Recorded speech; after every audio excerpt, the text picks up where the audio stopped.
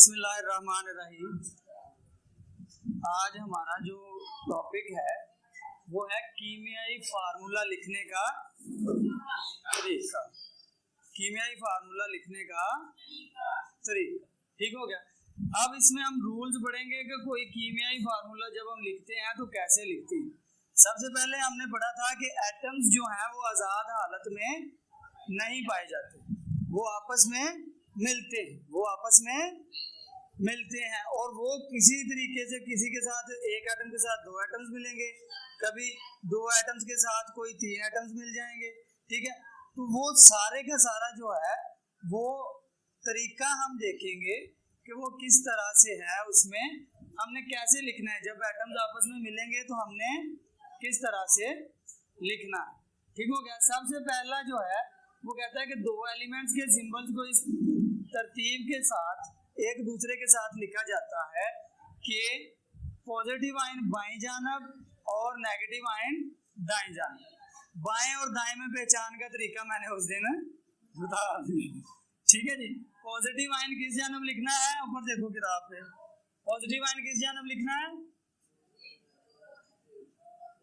बाईं जानब, और नेगेटिव आयन किस जानब लिखना है, दाएं जानब। यानी कि नेगेटिव सज्जे बनने, पॉजिटिव खब्बे बनने। अपने खब्बे बनने जिधरों तुसी लिखदे होगे उस बनने। अगर मैं व्हाइट बोर्ड वाला मुंह करा तो खब्बा मेरा इधर है ते सज्जा, ठीक है। तो फिर हमने पॉजिटिव आयन जो है उसको किस तरफ, बाईं जानब, और नेगेटिव दाएं जानब लिखना है।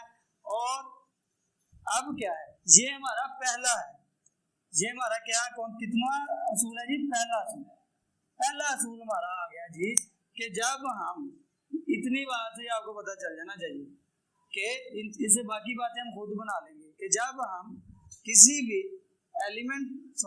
कंपाउंड का कीमियाई फार्मूला लिखेंगे तो उसमें पॉजिटिव आयन का हामल जो एटम है वो बाईं जानब और नेगेटिव आयन वाला एटम दाईं जानब लिखा जाएगा। यही कुछ लिखा है, आपको इतने से ही पता चल जाएगा, ठीक है। अब हमारे पास दूसरा आ गया जी।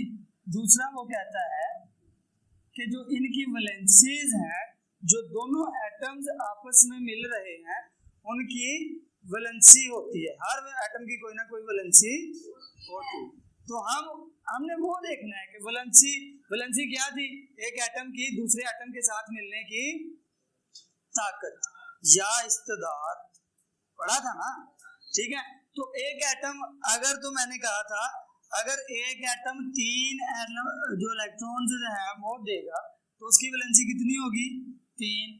अगर कोई 2 देगा तो उसकी वैलेंसी, अगर कोई 1 लेगा फिर उसकी वैलेंसी भी 1 होगी। अगर कोई 2 लेगा तो उसकी वैलेंसी 2 होगी। और अगर कोई 3 लेगा, ये जो 3 अगर कोई देने वाला है तो लेने वाला भी तो होगा ना। लेने वाले के बगैर देने वाले का कोई काम है नहीं, ठीक है। अगर हम किसी को जो है वो खैरात दें तो कोई मांगने वाला भी होगा कि नहीं, किसको दे सकते हैं। मैं कहूँ जी साइम ने जो है वो पैसे दिए, आपके पहले ही ज़हन में आएगा पहले नंबर पे कि जो पैसे दिए हैं वो किसको दिए हैं, कोई लेने वाला मतलब मौजूद है।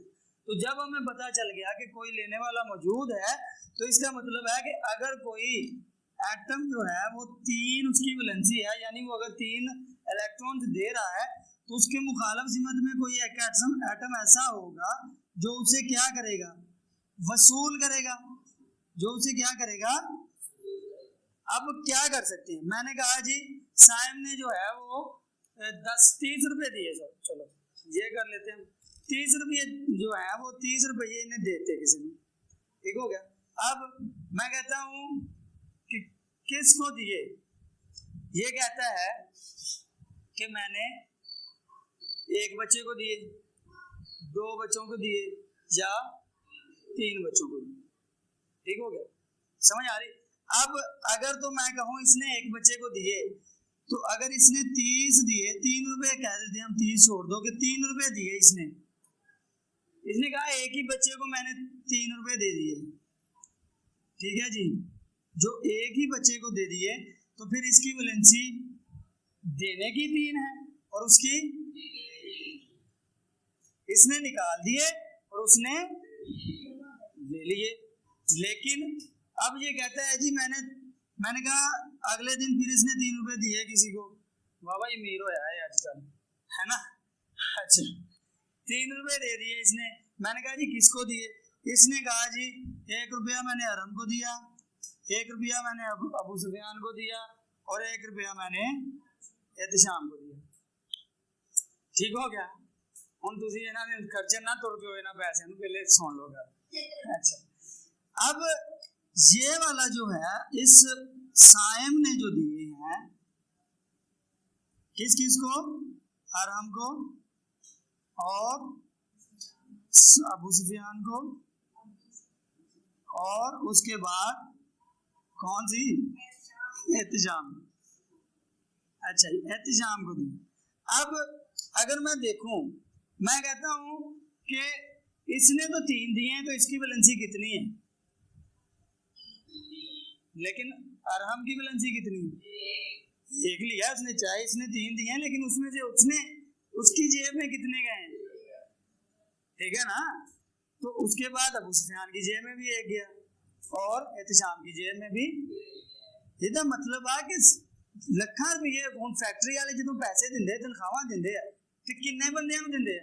ਉਹਨਾਂ ਦਾ ਕਰੋੜਾਂ ਰੁਪਏ ਲੱਗਦਾ, ਲੱਖਾਂ ਰੁਪਏ ਤਨਖਾਹਾਂ ਦਿੰਦੇ, ਲੇਕਿਨ ਇੱਕ ਬੰਦੇ ਨੂੰ ਕਿਸੇ ਨੂੰ 20,000 25,000 30,000 40 50 ਜਿੰਨੀ ਵੀ ਤਨਖਾਹ ਹੋ, मतलब कि ਅਸੀਂ ਦੇਣ ਵਾਲੇ ਦੀ ਵੈਲੈਂਸੀ ਉਹਦੀ ਦੇਣ ਤੇ ਆ ਤੇ ਲੈਣ ਵਾਲੇ ਦੀ ਵੈਲੈਂਸੀ ਉਹਦੇ। ठीक हो गया। अब इसी सिस्टम को रिवर्स कर लेते हैं, वाइस वर्सा। रिवर्स को उर्दू में इंग्लिश में क्या कहते हैं? वाइस वर्से का मतलब होता है सारे का सारा काम ही उलट। अब 1 रुपया अब अरहम ने दिया साइम को, 1 रुपया दिया अबू सुफियान ने साइम को और 1 रुपया दिया एहतिशाम ने साइम को। अब एहतिशाम की वैलेंसी देने की 1 है, अबू सुफियान की वैलेंसी देने की 1 है, लेकिन साइम की वैलेंसी लेने की 1 है, 3 है। उसने कितने कबूल कर लिए? 3। इसी तरह से कबूल करने में और देने में भी जो वैलेंसी है वो क्या कर सकती है? डिफर कर सकती है। इसका मतलब ये नहीं है कि अगर एक एटम की वैलेंसी 3 है तो वो किसी 3 वाली वैलेंसी से ही मिलेगा, ऐसा नहीं है। वो ऐसा भी हो सकता है कि वो 2 वाली वैलेंसी से मिल जाए, 1 वाली वैलेंसी से मिल जाए या अपने से ज्यादा वाली वैलेंसी के साथ मिल जाए। ये बात अगर आपको समझ लग गई है तो अब उसने क्या कहा कि हम अगर जो है वो किसी भी एटम को जब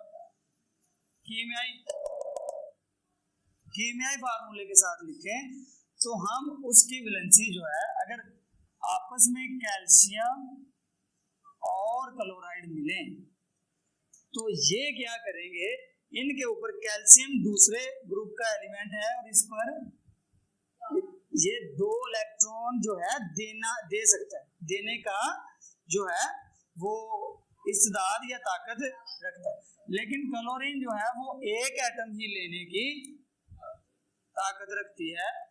तो अब क्या होगा? अब मैं अगर चाहूं कि कैल्शियम और क्लोरीन आपस में मिल जाएं, ठीक है, तो वो किस तरह से मिलेंगे? तो मुझे बताना चाहिए कि ये तो 2 इलेक्ट्रॉन दे रहा है, तो जो दे रहा है ना 2 इलेक्ट्रॉन, वो ऐसा नहीं कर सकता कि वो 1 ही दे, उसने देने 2 ही, और ये ऐसा नहीं कर सकता कि 2 ले, उसने लेना 1 ही है। ठीक है। अब क्या होगा? अब ये वाला क्लोरीन जो है, सॉरी कैल्शियम जो है, ये 2 इलेक्ट्रॉन जब देगा तो इस पर +2 चार्ज आ जाएगा। अब ये चार्ज किस तरह से आता है, बात लंबी हो जाएगी, लेकिन फिर भी मैं समझाना जरूरी समझता हूँ कि ये चार्ज कैसे आता है। इसको गौर से समझना है कि जब कैल्शियम पर, फर्ज कर लेते हैं कि कैल्शियम में, सिर्फ समझाने के लिए इतने होते नहीं है, कैल्शियम में हम कहते हैं कि प्रोटॉन जो है वो है, फर्ज कर लो 8 है, और हमेशा याद रखना है कि जो एटम है उसमें प्रोटॉन और इलेक्ट्रॉन की तादाद बराबर होता है। न्यूट्रॉन की तादाद कम या ज्यादा हो सकती है क्योंकि वो क्या है, न्यूट्रल हैं उन पे कोई चार्ज नहीं होता, इसलिए वो ज्यादा कम हो जाए तो एटम बैलेंस ही रहता है। लेकिन पॉजिटिव और नेगेटिव चार्ज क्या होते हैं, आपस में बराबर होते हैं। अब अगर 8 प्रोटॉन है तो हम कहते हैं इसमें क्या है, 8 ही इलेक्ट्रॉन। अब अगर मैं इसको जो है वो आपको बताना चाहूं कि किस तरह से है, सोना निगाह, ठीक है, कि अब गौर से देखो कि इस पर 8 कौन से चार्ज हैं, कौन से चार्ज हैं, पॉजिटिव चार्ज है। तो 8 इसमें क्या है, पॉजिटिव, और 8 ही क्या है। अब पॉजिटिव और नेगेटिव देखो क्या है, बराबर है, बराबर है ना। तो अब ये क्या करेगा, क्योंकि ये 2 इलेक्ट्रॉन देने की क्या रखता है, ताकत रखता है, सदाद रखता है, सलाहियत रखता है। तो जब ये 2 इलेक्ट्रॉन देगा, तो गौर से देखो यहाँ पर पॉजिटिव का 8 और यहाँ पे नेगेटिव का कितना रह गया, 2 इलेक्ट्रॉन दे दिया इसने, 6 इलेक्ट्रॉन रह गए। तो कितना जवाब आया, पॉजिटिव का 2। तो इसका मतलब है कि जब कोई एटम जो है वो इलेक्ट्रॉन देता है तो वो क्या करता है, 2 दे या 3 दे या जितने भी दे, तो उतने इलेक्ट्रॉन उसमें क्या हो जाते हैं, कम, यानी उतना नेगेटिव चार्ज क्या हो जाता है, कम, और उतना पॉजिटिव चार्ज। इसलिए जो देता है उस पर क्या आता है, समझ लग गई अब, ठीक है जी। इसी तरह क्लोरीन में भी 1 इलेक्ट्रॉन गया तो उसमें क्या हो गया, अब उसमें भी हम यही समझ लेते हैं कि 8 इलेक्ट्रॉन थे और इसमें भी 8 प्रोटॉन थे। तो हमने क्या किया, उसमें जब गया 1 इलेक्ट्रॉन उसको दिया कैल्शियम ने, तो वो कितने हो गए, 9। तो यहाँ पर भी तो अब कितना आ गया, माइनस का 1, ठीक है जी। तो अब यहाँ पर जो है, यहाँ तक कोई कंफ्यूजन तो नहीं है ना, कि देखो अब माइनस के साथ 1, हम मैथ का वैसे रूल है कि माइनस के साथ 1 लिखते नहीं हम, इसलिए क्लोरीन पे क्या अकेला ही माइनस। अगर मैं यहाँ पे -1 भी लिख दूं तो इसमें कोई मजायका नहीं है, ठीक है, कोई नहीं है, लिख सकते हैं। तो अब क्या हुआ, अब जब ये सारी बातें करने का मकसद ये था कि अब उन्होंने कहा कि जब ये वाला पॉजिटिव हमने लिख लिया, नेगेटिव भी लिख लिया, अब यहाँ पे कैल्शियम जब 2 दे सकता है तो कैल्शियम ने 2 ही दिए, 1 इलेक्ट्रॉन उसने इस क्लोरीन को दे दिया और दूसरा इलेक्ट्रॉन उसने इस क्लोरीन को दे दिया, तो ये दोनों को। लेकिन हम इसको लिखेंगे कैसे, ये तो पता चल गया कि वो दोनों भरावां ने डाल के 1-1 ले लिया, वो देखो ठीक हो गया, या कह लो खो लिया, ठीक है। तो अब क्या होगा, अब हम जो उसकी वैलेंसी है उनको आपस में क्या कर देंगे, चेंज कर देंगे। यहाँ पे 2 है तो वो Cl के साथ 2 आ जाएगा बेस में नीचे, और यहाँ पर -1 है, हमने लिखना जो है वो माइनस या प्लस के बगैर है। यहाँ पे वैलेंसी माइनस प्लस हो सकती है, लेकिन हमने जो उनकी तादाद लिखी वो वैसे माइनस या प्लस के बगैर। हमें वैसे ही पता है कि ये इस पे क्या है, ये पॉजिटिव वाला है और ये नेगेटिव वाला। हमने पहले में पढ़ा है कि पॉजिटिव बाईं जानब और नेगेटिव, पता चल गया। अब हमने ये -1 इसके साथ वैसे नहीं लिखते। अगर मैं यहाँ पर लिखूं ग्लास तो कितने ग्लास हैं, और यहाँ पे लिखूं कप तो मतलब 1 ग्लास है 1 कप है, लेकिन यहाँ पे कप के साथ मैं दूसरा छोटा सा यहाँ पे चलो कर देता हूँ कि यहाँ पे लिख देता हूँ। तो अब ग्लास कितने हैं, तो काफी 2 हुए हैं। यहाँ से पता चल गया कि अब कैल्शियम 1 ही है और क्लोरीन 2, ठीक है जी। ये कैल्शियम क्लोराइड बन गया, ये क्या बन गया, कैल्शियम क्लोराइड, ठीक है। ये मैं पूरी की पूरी आपको पढ़ के बता देता हूँ कि दोनों आयंस की वैलेंसी जो है वो क्या करेंगे, अलामत के तौर पर इनके ऊपर लिखेंगे अलामत के तौर पर, और इनको आपस में क्या कर देंगे, एक्सचेंज कर देंगे, इनको आपस में क्या कर देंगे। पहले नंबर पे यहाँ पर हमने ऊपर लिखी थी वैलेंसी, ऊपर लिखी, पहले में हमने दूसरे में ऊपर लिखी, और तीसरे में क्या किया, आपस में उसकी वैलेंसी को क्या कर दिया, एक्सचेंज। चेंज और एक्सचेंज में फर्क है, चेंज और एक्सचेंज में क्या फर्क है,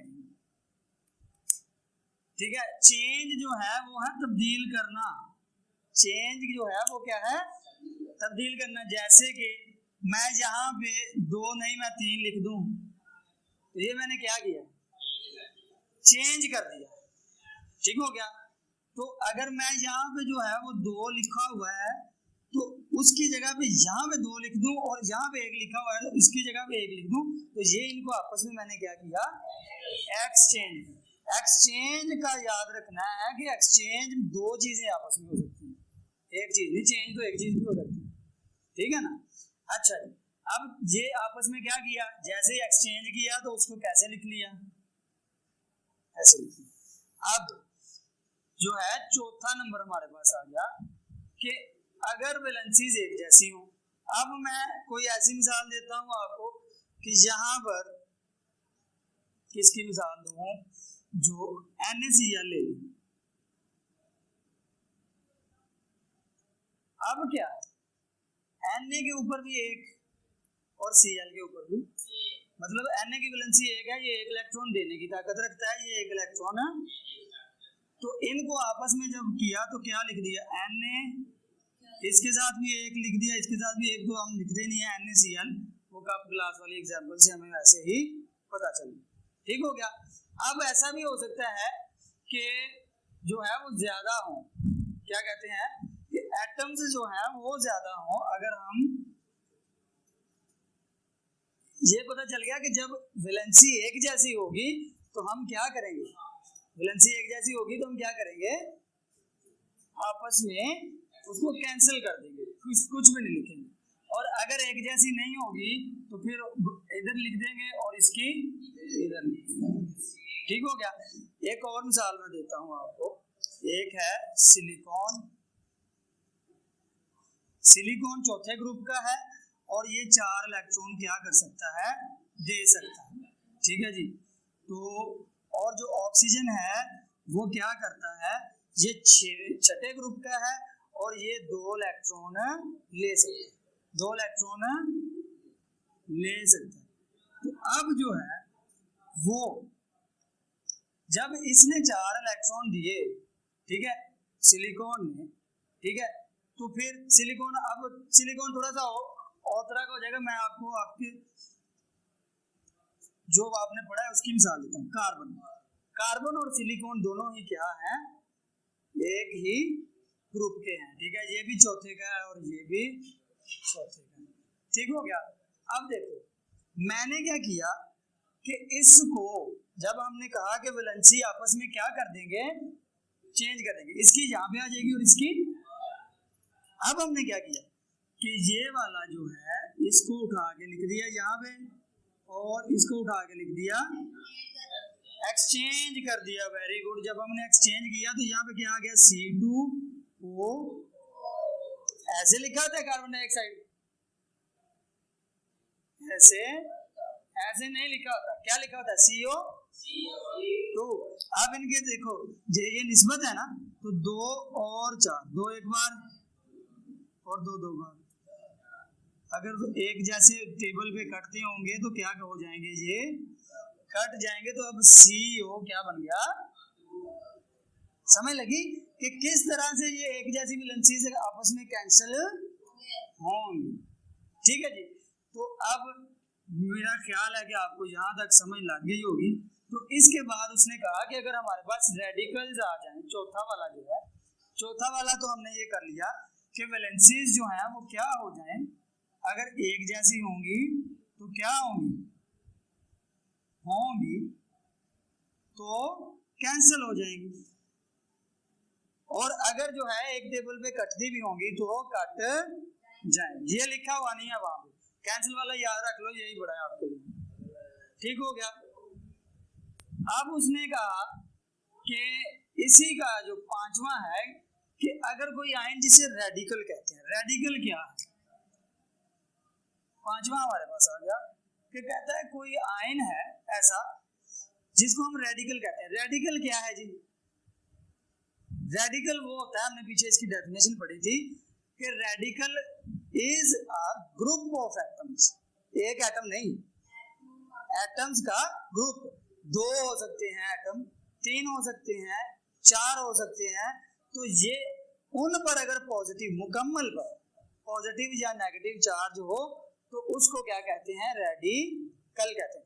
अब हमारे पास एक सादा सी मिसाल है कि जो सल्फर है ना, सल्फर SO4, सल्फर जो SO4 ये रेडिकल है ना, तो इसके ऊपर जो है वो हमारे पास -2, इसका जो है वो क्या होता है, वैलेंसी होती है। इसके साथ मतलब वो वाली चीज आगे जुड़ सकती है जो इसमें क्या है कि 2 इलेक्ट्रॉन देने की सलाहियत रखती है। और इसके साथ यहाँ पर H है, तो H क्या है, H यहाँ पे इसका जो है वो 1 इलेक्ट्रॉन देने की सलाहियत रखता है, कभी कभी ये ले भी लेता है, ठीक है, शेयर भी कर लेता है। अब क्या होगा, अब ये जो H है ये कितने हैं, 1 इलेक्ट्रॉन देने की सलाहियत रखता है, और SO4 2 इलेक्ट्रॉन लेने की सलाहियत रखता है। अब इसमें मैं मुकम्मल, इस जो मुकम्मल की बात कर रहा हूँ SO4 की, मैं अकेले S की बात नहीं कर रहा, अकेले O की यानी ऑक्सीजन की बात नहीं कर रहा। ये सल्फर है, ये ऑक्सीजन।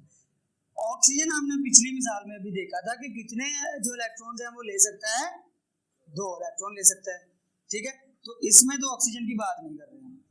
सल्फर जो है, ये सल्फर भी इसी का ये छठा, मेरा ख्याल से कंफर्म नहीं पता, मेरे ख्याल से छठे ग्रुप में है। तो ये भी क्या है, वो इसकी भी वैलेंसी अलग है, लेकिन हम इस मुकम्मल की बात कर रहे हैं। और इस मुकम्मल को क्या कहते हैं, रेडिकल कहते हैं। अल्लाह तो डबल आ करे, ठीक है जी, रेडिकल, ठीक हो गया। जब ये रेडिकल हम जब एक्सचेंज करेंगे तो रेडिकल की करेंगे और यहां से एटम की करेंगे, ठीक है। तो अभी जो छाया बनेगी वो आपने कई दफा पढ़ी होगी, H2SO4, इसको क्या कहते हैं, सल्फ्यूरिक, ऐसे ही है। तो अब ये सल्फ्यूरिक एसिड जो है वो किससे बना है, एक रेडिकल मिला है और एक एटम मिला, ठीक है। तो यही हमने 5वें में बताना है कि अगर एक रेडिकल मिले और ग्रुप ऑफ एटम्स वो मिले और साथ में एक एटम्स मिले या 2 ही रेडिकल्स मिल जाएं, तो फिर हम रेडिकल की जो वैलेंसीज हैं उनको आपस में क्या करेंगे, एक्सचेंज करेंगे। फिर एटम्स को नहीं देखेंगे, अगर दूसरे एटम है तो उस तरफ एटम को देखेंगे। समझ लग गई है। अब इसको मैं पढ़ देता हूँ, अगर कोई मुश्किल अल्फाज आए तो उसमें से आपको इसका जो है मीनिंग बता दूंगा।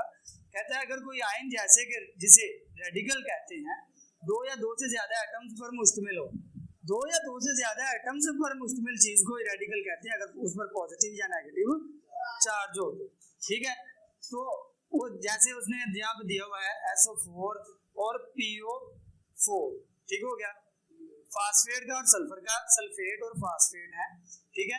उसका जो है वो SO4 उसने दिया हुआ है, यहाँ पे मैं ये बता देता हूँ, SO4 के ऊपर जो है वो -2 है, या 2 यहाँ पे लिख देते हैं माइनस, और फास्फेट के ऊपर जो अभी हमने पढ़ा कि पॉजिटिव वाला किस तरफ लिखते हैं, बाई तरफ, तो हम फास्फेट को भी किस तरफ लिखेंगे, बाई तरफ, ऐसे। लेकिन ये आपस में मिलेंगे नहीं, PO जो है क्या आ गया जी, PO4 यहाँ पर 3, ठीक है। तो ये भी रेडिकल है और ये भी रेडिकल। अब इसके साथ 2 हाइड्रोजन एटम मिल सकते हैं और इसके साथ 3 हाइड्रोजन एटम्स मिल सकते हैं, ठीक है जी। अब तो रिजल्टेंट चार्ज इस रेडिकल की वैलेंसी को जाहिर करता है, ठीक है जी। तो फिर ऐसे कंपाउंड का केमिकल फार्मूला इसी तरह लिखा जाता है, ऐसे ही लिखते हैं हम जैसे कि एटम्स का लिखते हैं, लेकिन उसमें मलूज़े खातर रखते हैं कि सारे के सारे एटम्स जो रेडिकल में हैं उनको ही हम क्या करें, डील करें, ठीक हो गया जी। तो ये हमारा जो है सारे जो है किसी भी कीमियाई फार्मूला को लिखने के तरीके, ठीक हो गया। ये आपने इसी तरह से लॉन्ग का जो है लॉन्ग के तरीके से याद करना है इसको, 5 के 5 और सीधा। ये समझने के बाद जो है वो आपको कोई भी मुश्किल पेश नहीं आएगी इंशाल्लाह।